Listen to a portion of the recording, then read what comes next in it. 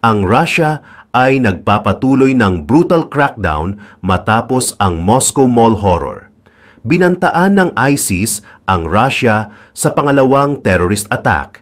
Ito ay pagtugon sa pag-torture na ginawa sa kanilang mga tauhan. Putin, be warned!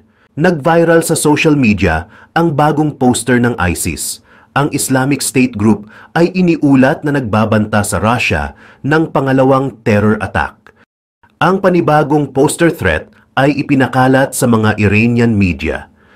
Binabanggit dito ang Al-Azaim, isang ISIS-Khorasan propaganda network sa Tajikistan. Ang poster ay nagpapakita ng isang nakamaskarang lalaki na may hawak na kutsilyo na may nakasulat na Arabic message. Ayon sa Newsweek, ang impormasyon ay hindi pa verified at kinokontak pa nila ang Kremlin para sa mga komento nito. Narito ang pagbabanta ng ISIS na ibinahagi ng Supernova Plus bilang protesta laban sa pag-torture at pag-interrogate sa mga miyembro ng organisasyon. Ang Islamist group ay nag-oorganisa ng isa pang terrorist attack sa Russian Federation. Babala sa lahat ng malulupit na Russians kasama na si Putin. Maghanda kayo at huwag niyong isipin na wala kaming pagkakataon na ipaghiganti ang aming mga kapatid na ginawa niyong hostage. Sa ginawa naming pag-atake noong Biyernes, ipinakita lang namin sa inyo na sa pahintulot ni Allah, ang Mujahideen Islamic State ay may kakayahan na parusahan kayo para sa ginagawa niyong kalupitan. Talakayin naman natin ang brutal crackdown ng Russia. Noong March 22, nagpaputok ang mga teroristang ISIS at naghagis ng mga bomba sa loob ng Crocus Concert Hall. 139 na katao ang nasawi sa terror attack habang 70 ang kasalukuyang nananatili sa ospital. Ang ISIS affiliate ang nag-claim na ito ang nagsagawa ng pag-atake at ang US intelligence at France ay nagsabi na mayroon itong impormasyon na nagkukumpirma na ang grupo ay totoong responsable sa pag-atake. 4 na akusado ang humarap sa korte sa Moscow noong March 24 na nagpapakita ng mga palatandaan ng matinding pambubugbog. Ang mga mamamayan ng Tajikistan ay kinasuhan na ngayon ng paggawa ng isang terrorist act. Noong March 26, ikinulong ng Basmani Court ng Moscow ang ika-8 suspect sa kaso. Ayon sa TASS, ang suspect na si Alisher Kasimov ng Kyrgyzstan ay inakusahan ng pagtulong sa mga umaatake. Nagrenta daw ng apartment si Kasimov para sa mga salarin na umatake sa Moscow. Ngunit sa kabila ng mga palatandaan na nagtuturo sa ISIS, iginiit ni Vladimir Putin ang paglahok ng mga Ukrainian. Maging ang mga opisyal ng Russia ay inulit na ang Ukraine at ang kanluran ay may papel sa pag-atake. Ang pinuno naman ng Russia Federal Security Service ay kinilala ang mga suspect bilang radical Islamists at iniugnay ang mga ito sa Ukraine. Inulit ni Alexander Bortnikov ang pahayag ni Putin na ang 4 na armadong lalaki ay nagpaplanong tumakas patungo sa Ukraine nang arestuhin sila matapos ang habulan. Tinanggihan ni Ukrainian President Volodymyr Zelensky ang mga paratang ng Russia. Inakusahan niya ang Pangulo ng Russia na sinusubukang i-drum up si fervor habang nakikipaglaban ang kanyang mga puwersa sa Ukraine. Ayon sa isang ulat ng Telegraph noong March 14, nagbibigay ng armas ang Iran sa Hezbollah. Ginagamit nila ang mga pantalan sa Europa upang pagtakpan nila ang pagpapadala ng mga ito. Ayon sa mga source na kinonsulta ng Telegraph, ang Hezbollah ay naging target ng mga bomba at missiles na pinapasabog mula sa mga barko na dumadaong sa Belgium, Espanya at Italia.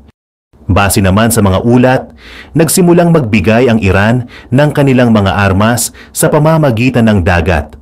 Noong simulan din ng Air Force ng Israel ang pagsalakay sa mga shipment na dumadating sa pamamagitan ng kalupaan, kung saan Ito ay mula sa Iraq at patungong Hilagang Syria.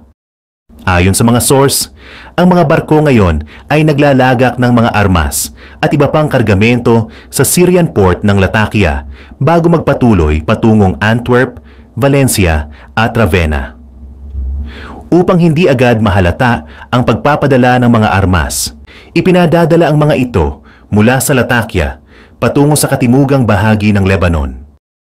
Ayon sa isang senior intelligence source sa Israel, ang paglipat ng mga dokumento at mga kargamento sa pamamagitan ng Europa ay tumutulong upang itago ang kalagayan at pinagmulan ng mga kalakal.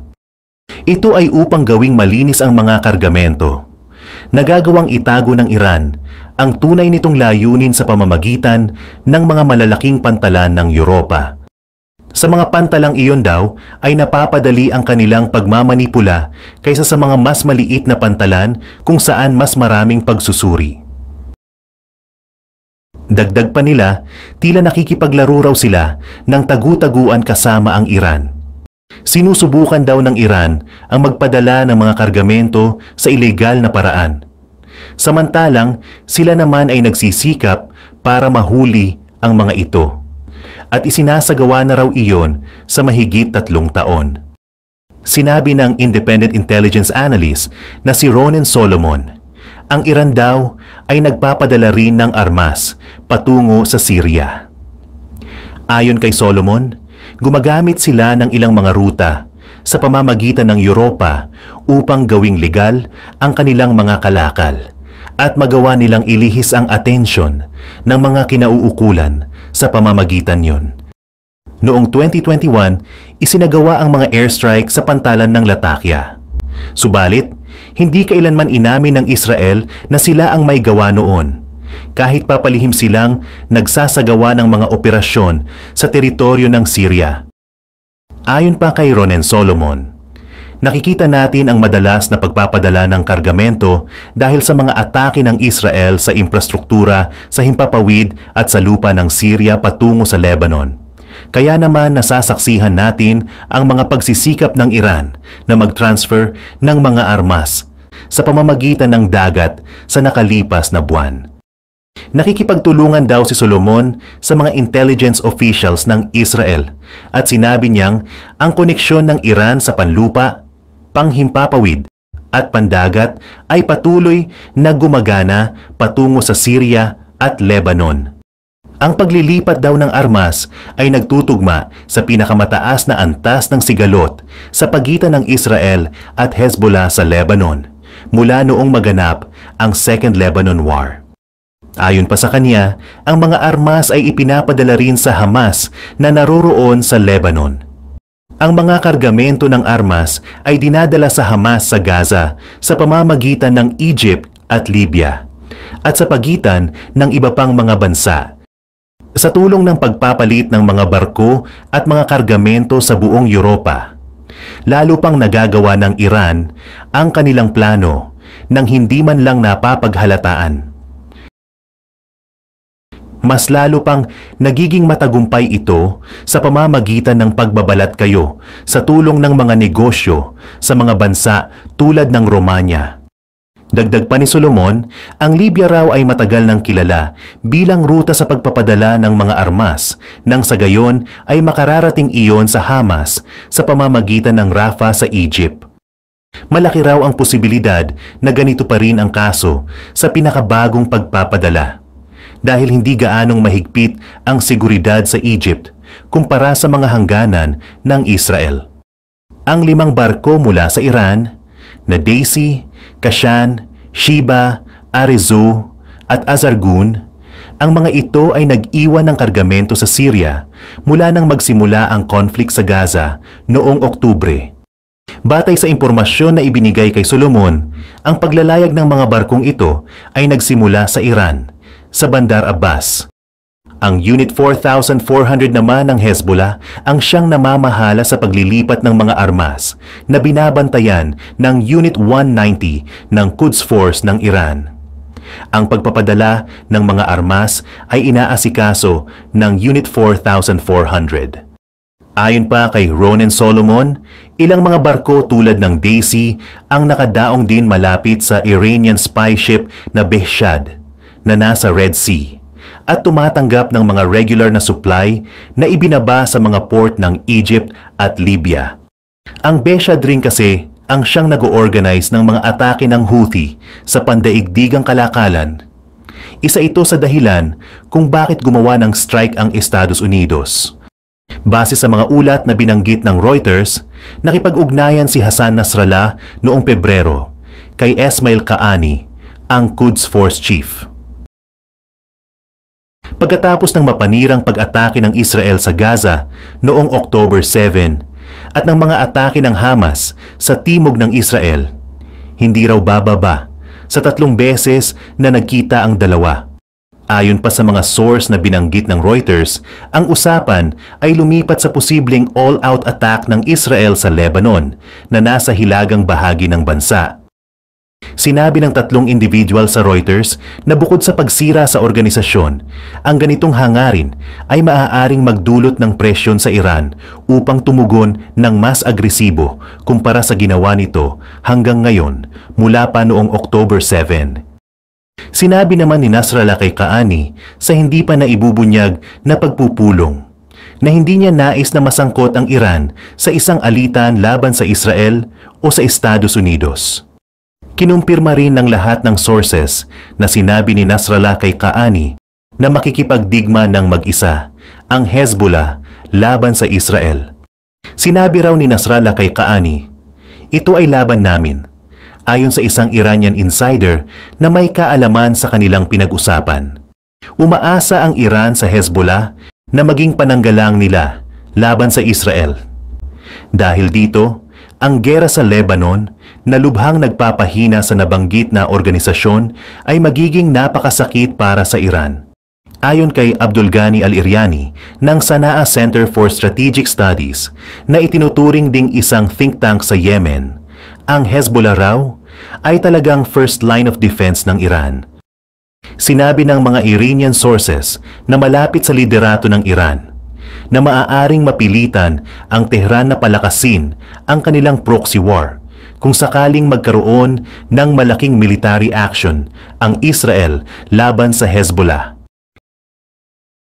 Gayunpaman, aminado ang isang security official ng Iran na maaaring hindi kayang pondohan ng mga kaalyado ng kanilang bansa ang ganoong sitwasyon.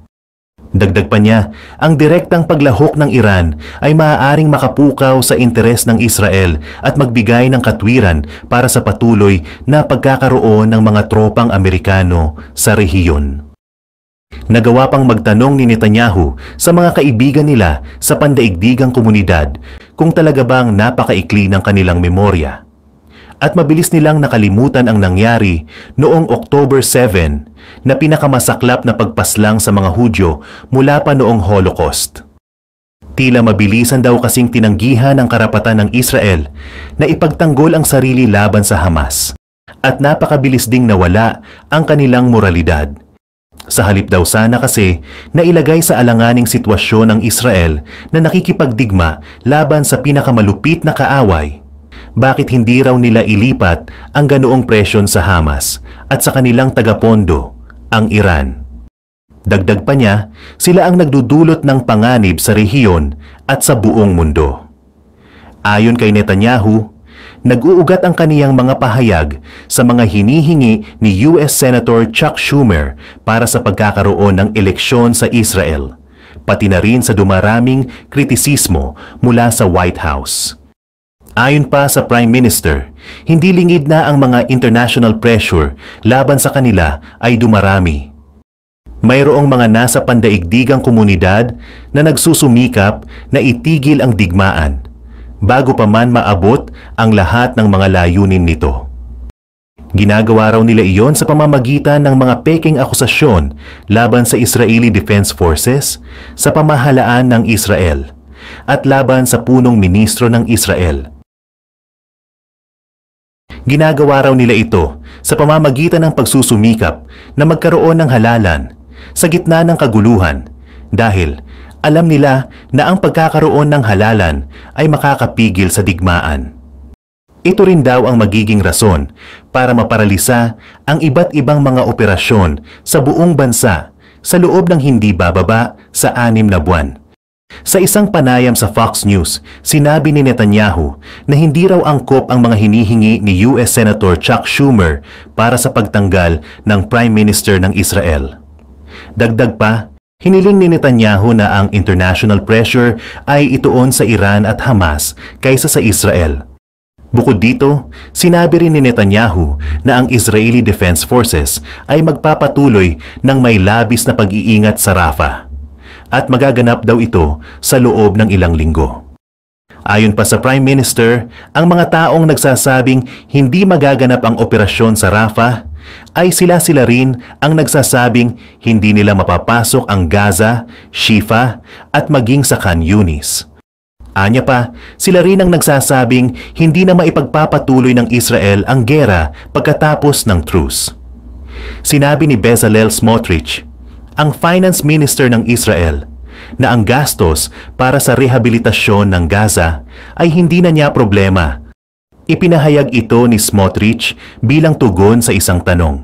Kung nangako ba ang mga Arabic countries na tutulong ito sa pamamagitan ng pinansyal para sa muling pagtatayo ng Palestinian enclave na winasak ng digmaan. Samantala, nagpahayag si Israeli Defense Minister Yoav Gallant na nakatuon ang pansin ng Israel sa pagbawi ng mga bihag na hawak ng Hamas sa Gaza Strip at maging sa pagpapauwi sa kanila sa kani-kanilang tahanan. Anya, nangangako silang hindi nila iiwanan ng sinuman at gagawin nila ang lahat para sa kanila. Kasabay daw ng 112 na mga bihag na ibinalik sa pamamagitan ng mga kasunduan at operational activities, ang mga tropa ng Israel Defense Forces at mga tauhan ng Shin Bet ay nag-uwi din ng 11 patay na bihag upang mailibing sa Israel. Sinabi pa ni Gallant na ang defense establishment ay kinakailangang tingnan din ang lahat ng posibilidad para matagumpay na maibalik ang mga bihag sa kanilang mga kamag-anak. Ayon naman sa Israel Defense Forces, ang kanilang mga fighter jet ay umatake sa 4 na magkakaibang lokasyon ng Hezbollah sa southern Lebanon. Ang isang gusali sa Alma Ash-Shab, infrastruktura sa Aitarun, at mga observation point sa Aita Ash-Shab at Marwahin ay kasama sa mga naging target. Sa loob ng nakalipas na 24 oras, 18 na Palestinian fighters ang napaslang ng mga puwersa ng Israel sa mismong sentro ng Gaza Strip. Ang 7th Armored Brigade ay nakakuha rin ng mga armas at pumatay ng maraming mga operatiba ng Hamas sa Khan Yunis. Sa hilagang bahagi naman ng Gaza Strip, sinira ng Israel Defense Forces kamakailan lamang ang isang bahagi ng isa sa pinakamahabang tunnel network ng Hamas. Ayon sa Al-Quds Brigades ng Islamic Jihad, pinabagsak nila ang isang Israeli drone na nagsasagawa ng mga intelligence missions noong nakaraang linggo. Inaprubahan naman ng Israeli Cabinet ang pagtatatag ng isang National Day upang gunitain ang pangyayari noong October 7. Ayon naman sa The Guardian, ang lahat ng komunikasyon sa mga pinuno ng terorista ay huminto ng halos 72 hours matapos ang isang strike na ginawa ng Israel. Ayon sa mga Israeli source, pumanaw si Marwan Issa, ang deputy head ng military wing ng Hamas, sa isang atake ng IDF noong nakaraang linggo. Batay pa sa balita, kung alam ng Israel ang kinaroroonan ni Issa, malamang daw ay tumatanggap ito ng impormasyon mula sa isang mataas na opisyal ng Hamas. Pinaniniwalaan na sina Marwan Issa at Yahya Sinwar, ang komandante ng Hamas sa Gaza, ang nagplano ng mga atake ng grupo noong October 7. Ayon naman sa German Chancellor na si Olaf Scholz, ang kapayapaan sa rehiyon ay napakahirap makamtan dahil sa malaking bilang ng mga sibilyang maaaring mamatay mula sa isang atake ng Israel sa Rafah. Sinabi niya ito matapos ang kaniyang pagpupulong kay King Abdullah ng Jordan sa Aqaba. Sa ngayon, ang pinakamahalagang bagay ay masigurong makamit ang isang permanenteng tigil putukan. Ito ay magbibigay daan upang pigilin ang ganitong klase ng pagsalakay sa lupa na posibleng mangyari. Ayon pa kay German Chancellor Olaf Scholz, mayroon ang Israel ng lahat ng karapatan na ipagtanggol ang sarili. Sa kasamaang palad, hindi maaaring mangyari na ang mga taga-Gaza na tumakas sa Rafah ay direktang makararamdam ng pagkabahala sa mga military operations na ginagawa roon. Isa raw iyon sa pangunahing punto na kanyang ipapahayag sa kanyang pakikipag-usap kay Benjamin Netanyahu. Ayon sa Syrian Army, isang sundalo ang nasugatan noong March 17 dahil sa mga rocket na inilunsad ng Israel mula sa Golan Heights patungo sa Syria. Base naman sa ulat ng state-controlled Sana News Agency, ginantihan ng mga air defense ng Syria ang agresyon ng Israel sa bahaging katimugan. Maraming lokasyon daw sa katimugang rehiyon ang tinamaan ng isang air attack na isinagawa ng hukbong Israeli. Ang strike ay nagresulta sa pagiging sugatan ng ilang military at pagkawasak ng mga material na bagay roon. Batay pa sa pahayag ng isang war monitor, naglunsad ang Israel ng isang strike noong umaga ng March 17 sa Syria na tumama sa hindi bababa sa 2 lokasyon sa lalawigan ng Damascus, kabilang ang isang imbakan ng mga armas. Ayon sa SOHR, ang mga missile ng Israel ay tumama sa isang weapons depot ng Syria na ginagamit ng Hezbollah sa mga bundok ng Kalamun. Sinabi naman ng Britain-based observatory na isa pang lugar na malapit sa isang batalyon ng hukbo sa parehong lugar ay tinarget din habang iniuulat nito ang pagkakaroon ng sunog sa isa sa mga lugar doon. Samantala, sinabi ng Iran na handa itong gumamit ng lahat ng kanyang mga mapagkukunan upang tulungan ang Syria na palakasin ang kanilang depensa at pananggalang laban sa US at Israel. Naglabas ng babala ang Defense Minister ng Iran na nagsasabing anumang pagkakamali sa estratehiya at pakikipagsapalaran ng US at ng Zionist regime ay magdudulot ng paglubha ng sitwasyon sa rehiyon. Ayon sa ulat, isang pinaniniwala ang atake ng mga rebeldeng Houthi mula sa Yemen ang siyang naging dahilan ng pagsabog sa isang barko noong March 17 sa Gulf of Aden.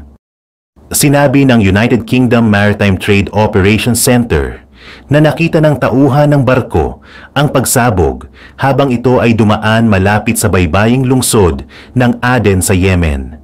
Ayon sa United Kingdom Maritime Trade Operations, walang napinsalang barko at wala ring nasugatang mga tao sa pagsabog. Bago umalis sa Houthi-held territory ng Yemen, sinabi ng Central Command ng militar ng Estados Unidos na sinira nito ang 5 drone boat at isang aerial drone. Pahayag ng US Central Command, natuklasan na ang mga armas na ito ay nagdulot ng agarang panganib sa mga barkong pangkalakalan at sa mga barko ng US Navy sa rehiyon. Bukod dito, isang drone ng Houthi ang pinasabog ng US military sa ibabaw ng Red Sea, samantalang ang isa pa ay inaasahang bumagsak. Naglabas ng babala ang isang senior member ng Supreme Political Council ng Yemen na nagsasabing ang Washington ay magdurusa ng matindi dahil sa hayagang agresyon nito. Hindi pwedeng salubungin ang mga Amerikano ng mga bulaklak dahil sila ang nagdudulot ng gulo sa buong kalupaan at karagatan ng Yemen. Mas maganda kung inaasahan ng mga Amerikano ang matinding paghihiganti at parusa. Si Netanyahu ay masyadong nagpapatawad sa mga napinsala sa Gaza, na nagpapababa ng suporta para sa Israel sa buong mundo. Hindi mabubuhay ang Israel kung magiging taksil ito, sabi ni Muhammad Ali al-Houthi, isang miyembro ng Supreme Political Council ng Yemen. Ayon sa mga saksi at mga video, hindi bababa sa 12 katao, kabilang ang mga kababaihan at mga bata ang pinatay sa mga raids ng Israel sa Deir el-Balah na nasa sentro naman ng Gaza. Base naman sa pahayag ng Israel Defense Forces, isang suspicious aerial target daw ang nasa kote sa ibabaw ng karagatan sa kalapit-baybaying sakop ng lungsod ng Acre sa hilagang bahagi.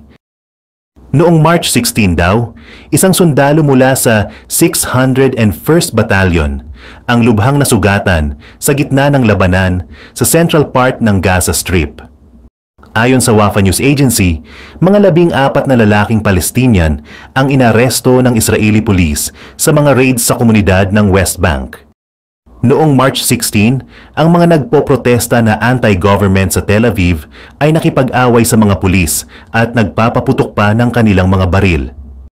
Inapula ng mga pulis ng Israel ang apoy at gumamit sila ng water cannon upang pigilin ang mga nagpoprotesta.